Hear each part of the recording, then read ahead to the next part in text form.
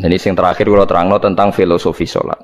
Di kula suwun sing ngaji kula sing seneng kula senajan to donga iftitah mboten wajib. Tapi nanti kesempatan kedah diwaca karena ndak ada riwayat yang mengatakan ulama pernah meninggalkan itu. Senajan to sak kadar. Terutama pas napa inna sholati wa nusuki wa mahyaya wa mamati lillahi rabbil alamin. Itu salatku, ngibadahku, matiku, uripku namung kersane Allah. Utawa namung kangge Allah. Karena ini menjadi filosofi sing dadekno salat mari ahlil jannah. Jadi kita nak salat mesti ahlil jannah. Wong qad aflah, teman-teman bejo wis mesti bejane. Sampeyan ora usah wedi suul khotimah. Niku waswase setan. Mboten enten suul khotimah. Setan niku keliru, semua meden-meden itu. Nah, setan percaya suul khotimah ikon gawe suul khotimah. Mulane kula anggere wedi suul khotimah ngomongan kula setan. Tan setan nak pancen aku mbok weden-wedeni suul khotimah yo gawe wae aku ben suul khotimah. Aja meden-medeni tok. Dan gue kita jadi pangeran, gue dewi gue siap jadi pangeran, jurah pangeran kok meden-medeni aku. Jadi setan memang harus dididik, kudu diancam, paham ya? Mulane kalau ono kiai pemuja setan, kalau rasa nong setan godane ngene kiai ra mesti selamat, wong top-top ra mesti selamat. Itu namanya memuji setan karena dia nganggap setan itu luar biasa. Setan kudu mbok prekno, mbok anggap gagal, tahan setan cek goblok, kayak meden-medeni aku suul khotimah aku tetap sholat. Berarti kowe gagal. Karo dene nek kowe kepengin menungso sesat kabeh ya sesatno wae ora usah meden-medeni jare ke kondang kok trimo mok ngono-ngono tok ae. Bedene ya ora tingkat kegagalannya, paham nggih? Jadi setan harus dididik bahwa dia juga sering gagal. Setan kan ingin manusia enggak sholat semua kan, zina semua, maling semua. Ternyata kita enggak maling. Yang sholat juga banyak. Itu kan berarti tingkat kegagalannya apa? Setan. Lah kita ndak ora dan setan wis salat puluhan tahun digodho ilang gandene goblok kowe. Nak wong iku salat puluhan tahun berarti puluhan tahun dalam kegagalan setan. Mergo wong salat berarti setane gagal. Mulane kula mbek setan niku saiki tambah wani. Ya mletene ngono kon bun neraka ya kok gelem. Misale dekne hebat kan mboten purun Gusti tak ning swarga mawon. Ternyata dekne mlebu swarga gak iso kan? Lah yo mletene lah yo wong lemahe ngono kok mbok entuk. Artinya setan kan lemah sekali kan? Lha iku sedekah lazim ketika ngendikan inna kaidas syaitani kana napa dhaifa. Sebenarnya setan itu dalam bahasa Quran itu dhaif sekali. Lemah sekali. Tapi kita sering muji. Nggih sering napa? Sering muji. Darani setan hebat, wong wali, wong alim kadang digodho kena. Ya soal kena cara kena akeh ra kena ngono wis akeh napa? Akeh mboten napa? Kena minimal ngeten lho sampean. Tapi kula nate Gus kepengin tahajud terus tahajud berarti setane menang. Tapi setan ora sekedar kowe kepengin ra tahajud, kepengin kowe kafir. Umpama kira tahajud tenan iku ya setan isih rugi kok. Tapi kowe jek Islam, tapi jek mlebu swarga, kepengin iku nganti apa? Kafir. Jebule kowe ora kafir kan? Lan ana ulama nak tangi turu gak tahajud, ndekne nangis. Angger kae gak tahajud nangis. Terus matur mbek pangeran, Gusti kenging napa kula mboten kasil tahajud. Ambek pangeran dingendikane ngene, teng kitab Al-Minanul Kubra karangan Imam Syaroni. Kowe ku ulama kok bento. Sing nurokno kowe sapa? Nggih jenengan Gusti. Sing maringi tangi sapa? Nggih jenengan. Lah wis anggap ae kabeh kersaku, ora kersane setan. Wis bar. Mulai aku lar mati tahajud keterusan ya tenang mawon kula. Kula duwe ilmune, Kowe ulama kok bento. Sing nurokno kowe sapa? Nggih jenengan Gusti. Sing nangene sapa? Nggih jenengan. Lah iya, sak kabeh ku sing ngersakno aku ridho ra wis bar jan. Mulane kena tangi rali tahajud nggih ridho mawon. Apa meneh sebedino.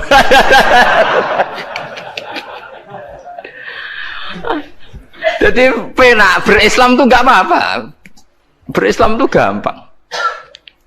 Ya kowe turu sing kersakno sapa? Nggih jenengan Gusti. Kowe tangi sing kersakno sapa? Lah ya sanggep bae ku kabeh kersakku bar. Paham ya? Dados nak wae tahajud ya tahajud yo kersane pangeran. Ra tahajud ya ra tahajud yo kabeh kersane napa? Pangeran. Penting boten maksiat mun sae. Penting boten napa? Maksiat. Mun jenengan ngandel kula. Inna sholati wa nusuki wa mahyaya. Lah ini sing titik tekane teng wa mahyaya. Ngeten misale. Urip niku kabeh kersane Allah. Carane mikir ngeten nggih. Tiang-tiang sing jaduk-jaduk dhisik ya mati. Nabi nggih kapundhut, tiang-tiang soleh nggih kapundhut, tiang-tiang dolim nggih kapundhut. Kalau betul mereka ingin menjaga kehidupan, berarti kalau betul mereka kuasa kan tidak kapundhut.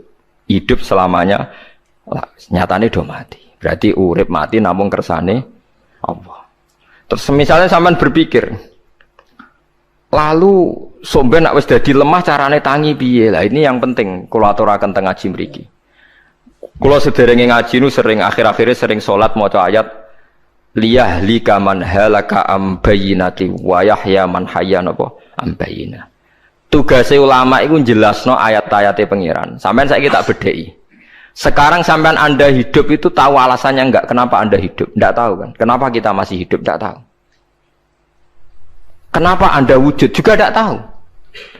Kita pernah enggak ada, tahu-tahu ada. Juga enggak tahu alasannya kenapa. Yang jelas di luar ikhtiar kita.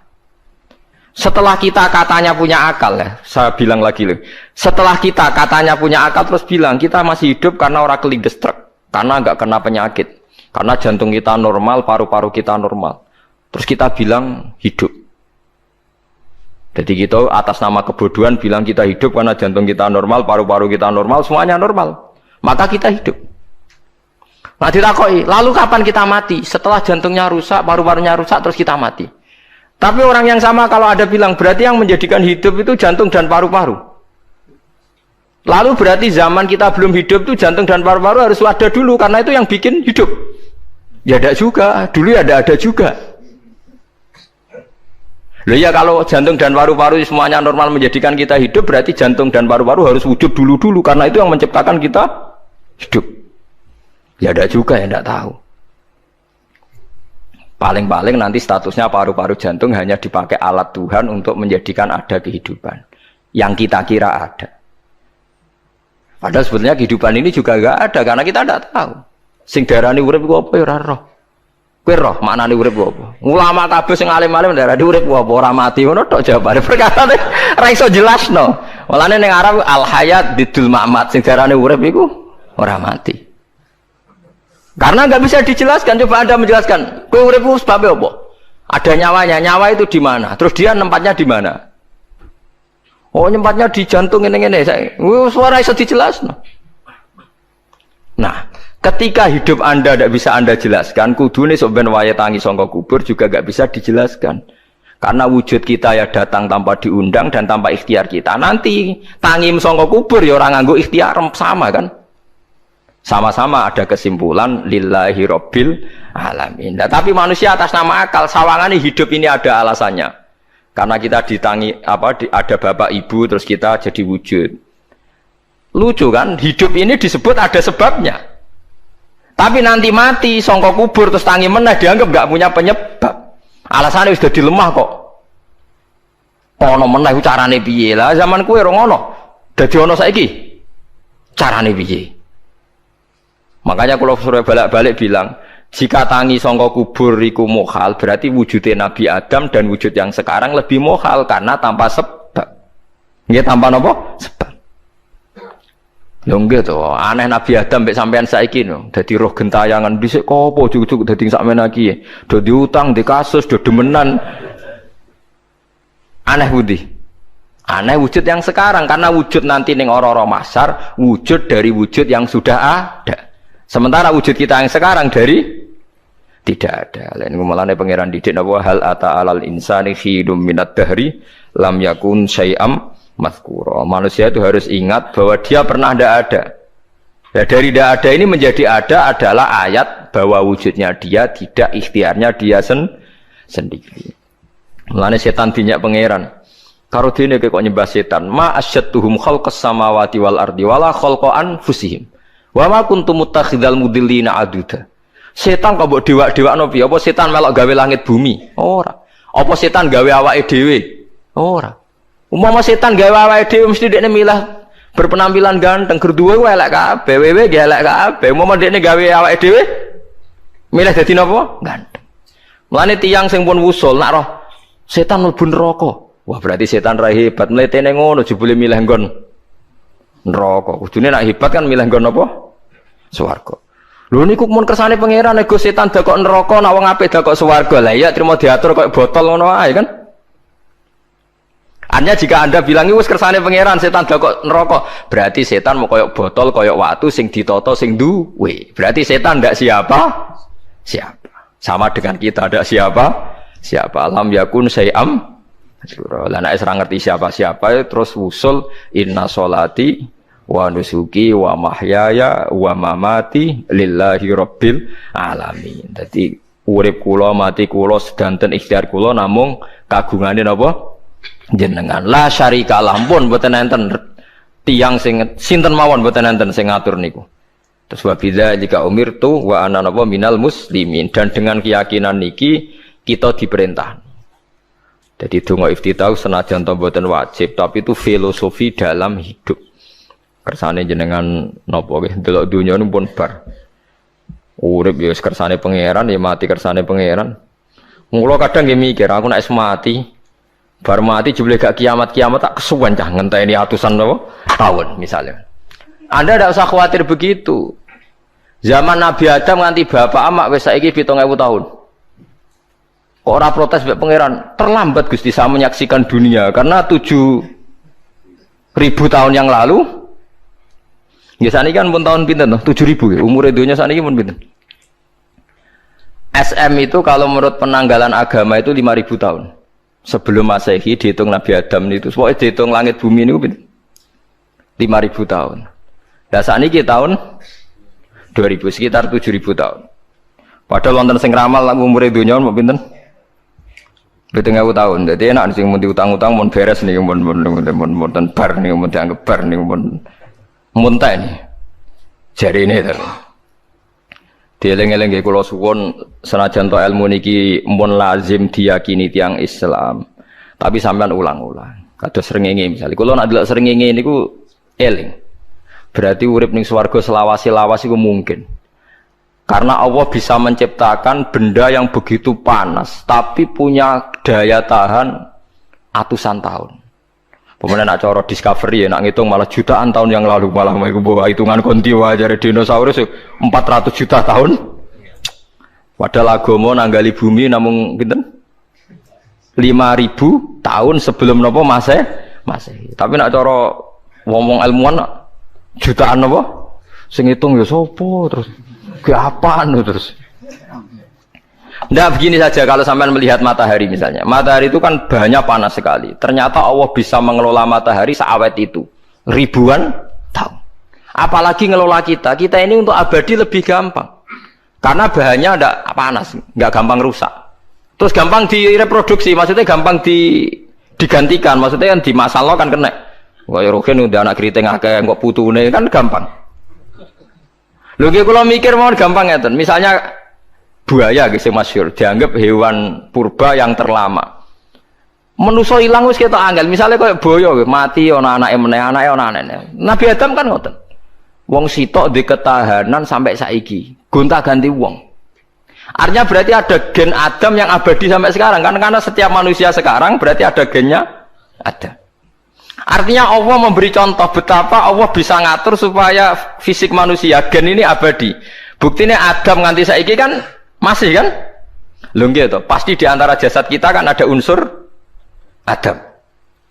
Lah ya Allah gawe sura, apa meneh kowe sebenarnya swarga ning neraka, Allah tetap punya cara untuk bikin abadi. Mbok piye carane? Tapi melihat Nabi Adam nganti tok sampeyan kan ana bukti Allah duwe cara ngabadekno unsur Adam. Karena tidak mungkin kan dalam diri kita sekarang nggak ada unsur sinten? Adam. Sama ndak oleh bantah. Tapi Adam iki ambak kan pun kapundhut. Tetapi Adam yang sekarang sampai sampean saiki. Mbok tapi ora roh sampean sing turunane Qabil apa sing ora roh iso wae cek ngono ae. Wong jarene cerita. Qabil iku lahire ning swarga. Dirabekno mbek Labuda sing lahir ning bumi. Labuda ku elek gembrot. Habil lahir ning bumi, rapati ganteng, dirabekno Iklima sing wayu. Lahiran swarga. Akhire Qabil gak trimo, wong aku cah ganteng kok dientukno celek. Mulane saiki nek ana cah ganteng dientukno celek ra trimo ya kaya Qabil. Lah tapi enggak pikirane Nabi Adam ya ora rono ben silang ben sedengan. Mergo nek elek entuk elek kan malah musibah kan. Saiki anake ra melok dosa tapi eleke double. Misale keriting untuk keriting, elek untuk elek, fakir untuk fakir kan. Ya memperparah to nggih. Cara kula jan haram. Elek untuk elek rabi cara kula haram. Saiki anake kan ra roh apa-apa ujug-ujug Elek banget lho, ora terima elek napa? Elek napa? Banget. Jadi cerita kan ngoten, walhasil akhirnya tukaran, mergo Qabil gak terima. Pas tukaran dipisah Nabi Adam. Angger sing takorupe sukses berarti ikhtiare bener. Ya mau Habil nyembelih wedhus, sing Qabil seneng buah-buah. Mulane seneng buah-buahan iku rada masalah dianggap simbole wong-wong sing seneng mapan. Mulane kene Umar ora usah di buah-buahan akeh-akeh, cukup gedang siton, sesuk katesne siton, ora usah semua buah-buahan wonten. Iku risik kurbane sinten? Qabil. Tapi sing melarat teman-teman yo keliru, dhisik Habil saleh iku omahe cek penuh daging, paham ya? Perkarane kurbane cek wedhus. Ora pitik, mergo bedigasan pitik niku. Dadi ada sebuah toreko sing ngaramno anak buahe mangan pitik. Perkarane wong ku kelakuane kaya sing dipangan. Ya repot ta ngoten iki. Repot. Ya repot lah ngono terus repot. Berarti nek sering mangan welut tak bulet. Ngono berlebihan. Toreko niku napa? Berlebihan wis biasa mawon. Kula nggih mboten fanatik biasa. Tapi kalian kula ora seneng mangan. Jadi kan unsur hewani saya kan ndak banyak. Kula rapati seneng napa mangan. Walhasil akhirnya Qabil korbannya gak diterima. Habil diterima. Terus semenjak itu juga akhirnya walhasil Qabil mateni Habil. Jadi makanya konflik wedoan konflik tertua. Mental membunuh ya mental tertua. Pertama peradaban manusia itu dibangun rebutan wong wedok dan saling membunuh. Nah, orang tukaran kira usah gawa, itu tradisi terlama, nggih, tradisi terlama manusia. Mesir kok bentrok padha Islame, Irak, Syria kok bentrok itu tradisi terlama. Demi wedokan direwangi tukaran, tradisi terlama. Biasa, jadi biasa mawon urip napa? Biasa. Sekabeh kejadian ngene iki wa inna sholati wa nusuki wa mahyaya wa mamati lillahi rabbil alamin. Macam-macam ya tiang tasawuf ngartekno kabeh iku kersane Allah. Nek tiang fikih ngartekno semua ibadah kita diikhlasno ora golek imbalan namung kabeh dipersembahkan kangge Allah. Cuma teori fikih ini ada kelemahannya, kesannya Allah itu butuh kita kasih. Padahal kita bisa sholat yang nganggo hidayate pangeran, iso zakat yang nganggo donyane pangeran. Kok kowe ngrasa zakat itu donyane sapa? Mulane sing bener nggih teori tasawuf, kita iso sedekah ya kersane pangeran. Sing kita sedekahno nggih donyane pangeran. Berarti lillahi. Nah, jadi lillahi ta'ala artinya nak cara tasawuf itu bahwa semua kebaikan kita ini karena Allah, karena hidayat Allah. Nah, cara fikih mboten kesannya kita yang berbuat lalu kita ikhlaskan Allah. Tapi pertanyaannya kan kita bisa berbuat itu pakai fasilitas apa? Hidayatnya Allah juga kan? Nah, makanya ilmu tertinggi dianggap tasawuf karena tasawuf ini yang benar-benar lillahi rabbil alamin. Tapi fikih juga baik karena uang kan seneng GR to nak muni aku alhamdulillah berzakat. Muni aku alhamdulillah berzakat itu kan ya ora jelas. Muni aku ngrasa dekne pelakune, muni alhamdulillah kersane Allah itu ya bahasa paling gak jelas. Tapi apik muni ngono, aku alhamdulillah bersolat. Ya pamer nak aku bersolat, tapi ya ngakoni nak kabeh kersane Allah. Lah nak kersane Allah sing dipamer apane ngene ya ora jelas ya. Ya tapi itu apik lah. Muni apa? Aku alhamdulillah bersolat itu ya bahasa gak jelas, ya gak jelas juga bahasa itu tapi ben ngono. Faham geleng-geleng itu terus sholat niku ini yang keempat kalau ceritani hikayatu sholatil khosyin. Saya baca di beberapa kitab Sayyidina Umar niku dipanah. Panah niku rak wonten mata pancing. Jadi nak mlebu niku ditarik sakit, nggih. Nak ditarik napa? Sakit sekali. Ditarik dokter paling canggih pun sakit. Akhirnya Sayyidina Umar kondo, engkau tarik pas aku sholat. Aku nak sholat iku lali.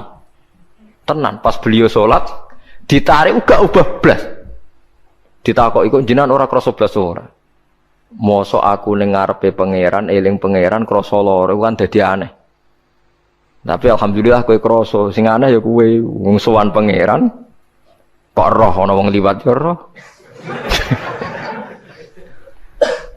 jadi Sayyidina Umar dadi khusuke Sayyidina Umar nganti dipanah ditarik wak kangelan loro. Pesen kok aku tarik pas salat. Mulane ora ana sahabat mati kecuali pas salat. Mergo pembunuhe roh paling lengah iku pas salat. Umar dipateni pas aku yakin wong nakal mateni rugen pas salat reksa yakin aku yakin. Plengane ngono jipi. Semasa salat tetep siaga ya.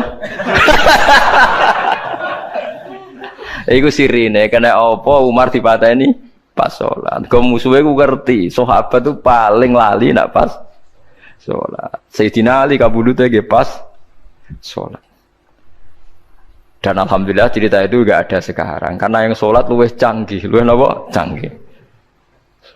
Wah, tetep konangan lho. Salate plengan dis.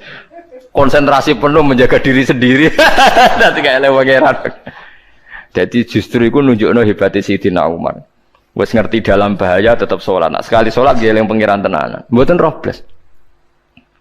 Sayyidina Utsman nggih pas deres Quran. Wae rata-rata ulama dulu begitu. Nah niku masyhur Said Ali Zainal Abidin itu pas dia sholat blandar ceblok sampai bajunya sobek, omah kobong dekne ra roh. Ditulung siapa saja gak tahu ya dia karena asik mbek pangeran. Mosok jarene mosok aku pas madhep pangeran eling liyane. Nah, tapi kita ora iso kan bayangno salat-salat ke kelas ngoten niku. Nah, Kanjeng Nabi Muhammad soft paling guri niku yasma'u azizu sadri ka azizil mirjal. Nabi nak salat niku sing guri niku ngerti dentuman dadane Nabi sang wedine nang pangeran kados banyu sing umum. Ka'annahu husya alaih sampai Nabi meh pingsan saking wedine pangeran. Ini disebut taqsa'irru min hujuludul ladzina yakhshawna rabbahum. Jadi Allah nazzala ahsanal hadithi kitabam mutasyabiham. Matsan ya taqsa'irru min hujuludul ladzina yakhshawna rabbahum. Makanya potensinya orang-orang soleh itu jarang sholat sunat karena sholat fardu saja butuh energi yang luar biasa. Meh kudu kesemperan. Nah, alhamdulillah kita kan sholat biasa saja. Buat yo qobliyah yo oke, ba'diyah yo oke, sholat yo oke, tapi cara dipateni wong ora iso. Ya, tetep apa? Ngono ngrasane krungu. Parah. Salat awake wis parah. Salat riyen para sahabat itu luar biasa. Sampai wong kafir nak ape nyerang sampai ana salat khauf iku sampai wong kafir sepakat engko nak nyerang Muhammad niku pas napa salat sampai akhirnya Allah gawe rukhsah wonten salat khauf salat di mana separuh saf njaga musuh mergo Nabi nek salat tu lali sahabat nek salat di lali akhirnya gini ku dalam sistem keamanan jadi kelemahan sahabat gini ku akhirnya Umar salat di depan umum lho di depan umum kok iso lali kabeh. Mestinya nak Umar lali kan makmum ruhin Mustafa eling mboten iki sing saf awal dua niku lali kabeh. Lho nggih imam agak ngarep. Niku Abu Lulu Al-Majusi ku iso liwat yo nganti tok Umar yo slamet. Munjen salat kabeh. Nak saiki ora iso, aku yakin ora iso. Wah kena saf guri siji to sih. Nyak-nyak masjid sapa kejuwa to sih salat omong ya tenang sih. Lha iku wis anggepe barokah pangeran alhamdulillah. Jadi Umar itu tengah Arab, paham ya? Abu Lulu maju, aman. Mereka sing sholat rasa sadar kabeh ora kok Umar tok. Lho mau Umar ngoten liyane mboten nak kecekel tengguri itu. Hebat. Sidina Ali malah lucu meneh mendelingno ada ya mulai dulu ya ada intelijen namanya Jassas. Dan itu saya tiru dawuh Sidina Ali, Jassas itu ya cara niki mata-mata. Ya Amirul Mukminin, orang Khawarij itu berambisi betul membunuh Anda. Mbok ndak usah salat jamaah di masjid. Kita ini menjaga Anda di rumah. Sidina Ali jawab, "Hisni ajali." Jadi masyhur Sidina Ali ngendikan, yang menjaga saya itu ajal saya, bukan pengawal presiden. Kalau saya mati sekarang, penjaga nggak ada artinya. Begitu juga aku nak rawaye mati. Iku wong niat mati ini aku ora iso. Sepintas ngendikannya ini hanya klis, tapi nak angen-angen bener. Saman delok saiki, misalnya Pak Harto itu prajurit perang mulai dulu, matine ya ning omah. Kok ora pas ketembak musuhe, padahal sak urip-uripe perang.